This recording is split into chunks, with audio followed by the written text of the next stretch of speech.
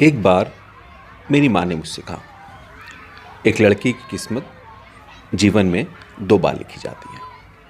मैंने पूछा, माँ कैसे? माँ ने मुझे समझाते हुए कहा, एक शादी से पहले और दूसरी शादी के बाद। ऐसे ही किसी लड़की की ज़िंदगी की शाम का एक दिन आपके सामने है। एक दिन वो शाम को अपने चौके में बैठी हुई कुछ काम कर रही थी और अपनी खिड़की से कुछ आवाज़ें आ रही थी। खिड़की के उस पार थोड़ी सी छोटी छोटी आवाज़ें आपस में कुछ खेल रही थी।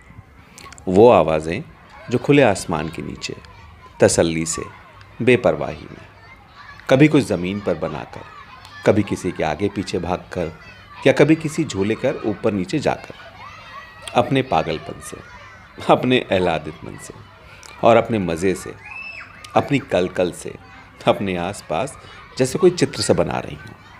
एक ऐसा चित्र जो खिड़की के इस पार से कोई देख रहा था और महसूस कर रहा था उस चित्र को और उसकी लकीरों को और उनमें भरे अनंत भावों के रंगों को, और याद कर रहा था वो दिन जब वो छोटी सी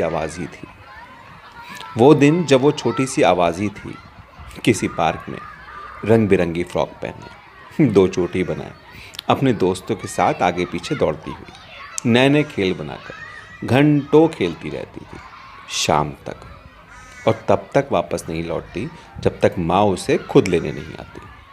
पर अब नहीं। खिड़की के इस पार सुबह की चाय से लेकर देर शाम को इनके घर लौटने तक, चूल्हा, इस्त्री, बर्तन और कपड़े, और इनके बाद बच्चे, और इन सबके बीच घर की साफ सफाई से लेकर सास ननद के नखरे तक, पड़ोसी से खटपट से लेकर सब्जी वाले की किटकिट तक, वो सब समेट रही है, वो सब बटोर रही है।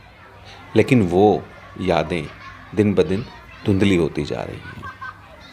वो सब समेट रही है, वो सब बटोर रही है, लेकिन वो यादें दिन ब दिन धुंधली होती जा रही हैं। उसकी खुद की तस्वीर